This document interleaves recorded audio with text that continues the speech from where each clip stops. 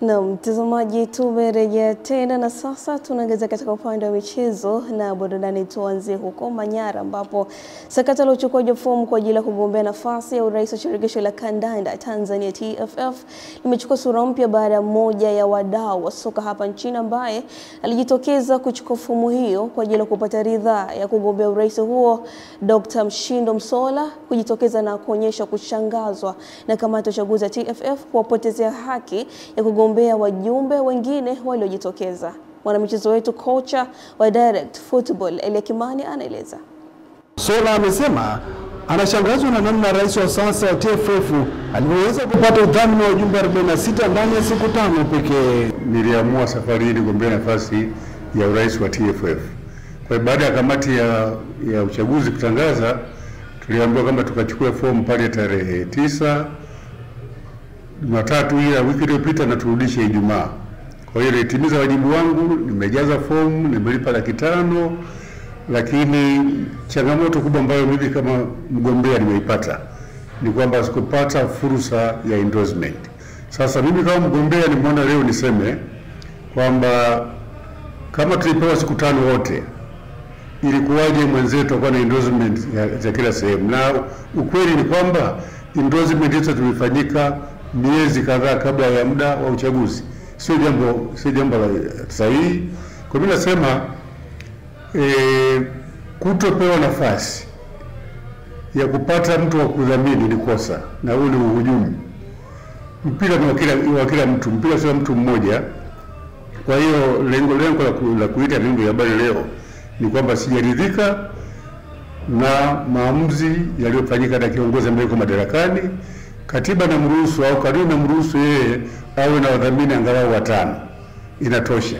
Sasa mtu anakuja na wadhamini 46. Katika hatua nyingine, Msola amesema kwa sasa anasubiri uamuzi wa mwisho wa kamati hiyo ya uchaguzi ya TFF kabla ya kuchukua hatua nyingine zaidi kupata haki yake. Tunangojea, au mimi binafsi nangojea kamati ya uchaguzi itakapotoa maamuzi yake kwamba sikukiri vigezo, tutaangalia taratibu nyingine ambazo tufuate ili tupate haki yetu. Kubwa, tusingependa mpira wa Tanzania uharibike. Mambo mengi yamekwenda vizuri, lakini haya ambayo yanafanyika ambayo sio ya kanuni, sio ya utaratibu wake, ningeshauri kwamba wanaohusika wasimamie inavyotakiwa. Mashindano ya More Quality Mbeya Ndondo Cup yameanza kutimua vumbi kwenye kiwanja cha shule ya sekondari ya Mwenge kwa mchezo mmoja kupigwa na kutamatika kwa timu ya Majiko FC kuichapa Mwenge Veteran goli 1-0. Taarifa ya Epimarcos Apolinari inafafanua zaidi. Mchezo huo umetamatika kwa timu ya Mwenge Veteran kupoteza mchezo kwa goli 1-0 dhidi ya Majiko FC katika uwanja wa shule ya sekondari Mwenge, huku wachezaji wa pande zote mbili wakizungumzia hali ya mchezo ulivyokuwa. Tumeweza kupoteza kwa goli 1 dhidi ya Majiko. Naamini wenzetu walipata nafasi moja wakaitumia, ila sisi tumepata nafasi nyingi, tumeshindwa kuzitumia, kuzitengeneza kwa magoli.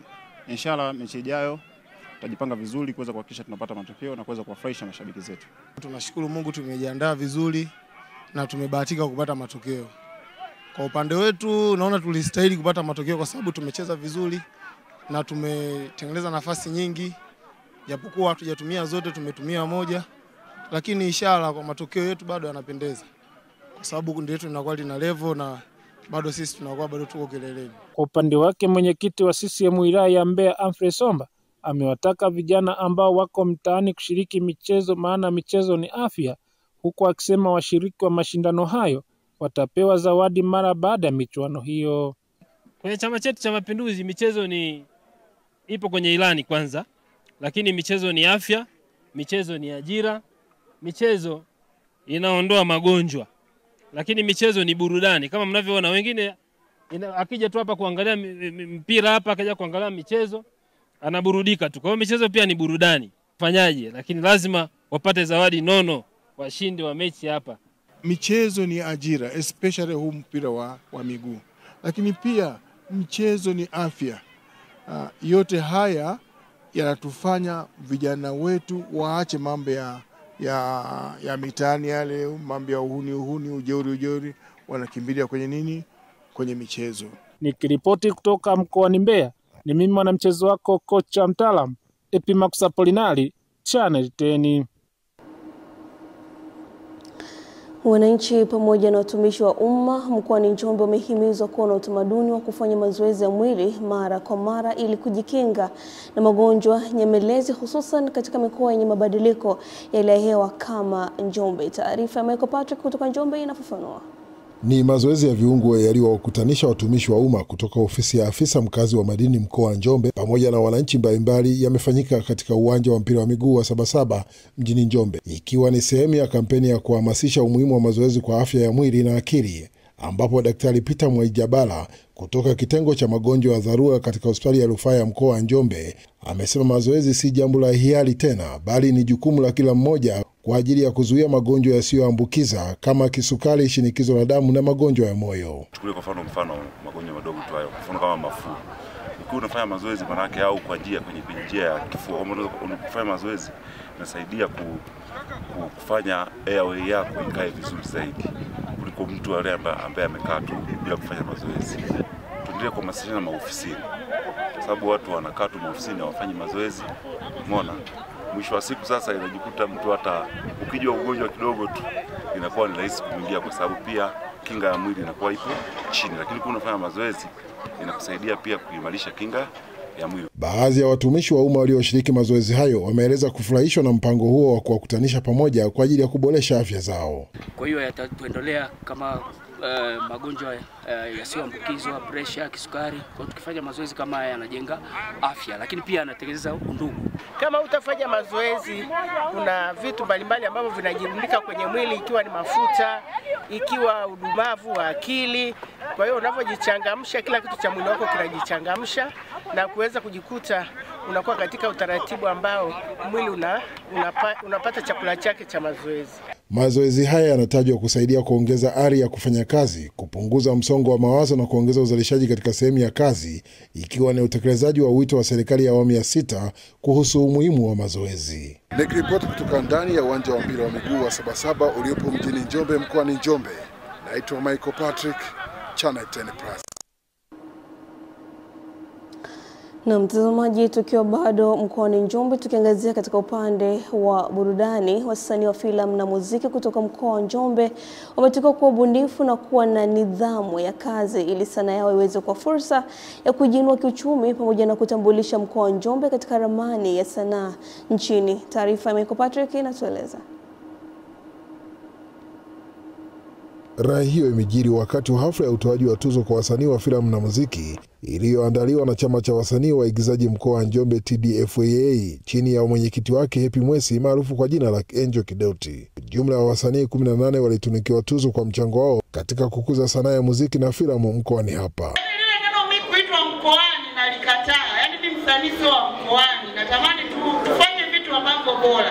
Hatuwezi kufanya vilivyo bora kama hatuweki kitu kama hiki ili mkuwe na ushindani. Tukio hili limekuwa na ubora zaidi. Mimi nimekuwa nikishiriki matukio yao mara moja, lakini naona kadri siku zinazozidi kwenda wanazidi kuimprove. Kwa upande wake, mlezi wa chama cha TDFAA mkoa wa Njombe Hassan Rafik, ambaye ni katibu wa TDFAA mkoa wa Iringa, amesema kuwa na wasanii wa filamu wanaojielewa, kujitambua na watakaofanya kazi zao kwa kuzingatia ujuzi, weledi na umahiri, ikiwa ni pamoja na kuzingatia maadili ya Kitanzania. Ili wewe uweze kuwa msanii kweli, lazima uwe umesajiliwa. Kwa hiyo ninaomba sana, rai yangu, vijana wote, wasanii wote, fike ofisini kwa mkurugenzi. Baadhi ya wasanii walioshiriki kwenye hafla ya utoaji wa tuzo wamesema tuzo hizo zimewapa hamasa ya kufanya vizuri kupitia vipaji walivyonavyo. Kwa tukio la leo, kama kwamba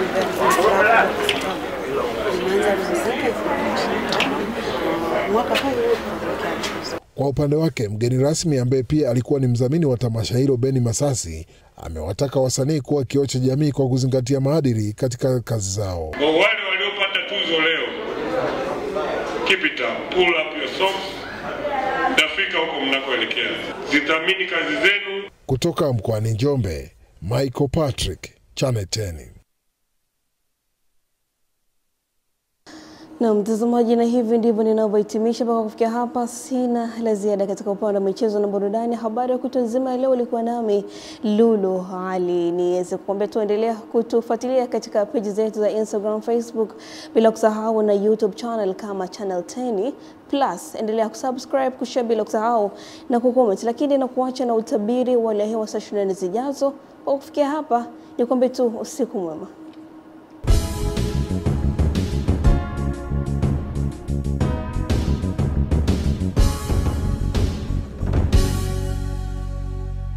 Uhali gani mpenzi mtazamaji, na karibu katika utabiri wa hali ya hewa wa saa 24 zijazo kuanzia saa 3 usiku. Jina langu ni Ramadhani Omari kutoka Mamlaka ya Hewa Tanzania. Mifumo upepo inaonyesha upepo unatarajiwa kuvuma kwa kasi ya kilomita 30 kwa saa, hususan katika maeneo ya ukanda wetu wa pwani ya Bahari ya Hindi, maeneo ya Ziwa Tanganyika pamoja na Ziwa Nyasa. Kwa maeneo ya Ziwa Victoria, upepo unatarajiwa kuvuma kwa kasi ya kilomita 20 kwa saa. Hali ya bahari pamoja na ziwa inatarajiwa kuwa na mawimbi madogo hadi makubwa kiasi. Na kwa usiku wa leo, hali ya ukavu inatarajiwa kuendelea katika maeneo mengi hapa nchini, lakini pia hali ya baridi inatarajiwa katika baadhi ya maeneo. Na viwango vya chini vya joto ni kama vinavyoonekana katika ramani yetu. Kwa maeneo ya ukanda wetu wa pwani ya Bahari ya Hindi, viwango vya chini vya joto vinatarajiwa kuwa kati ya nyuzi joto 19 hadi 23. Na maeneo nyanda juu kusini magharibi yanatarajiwa kuwa na hali ya baridi zaidi ukilinganisha na maeneo mengine ya nchi.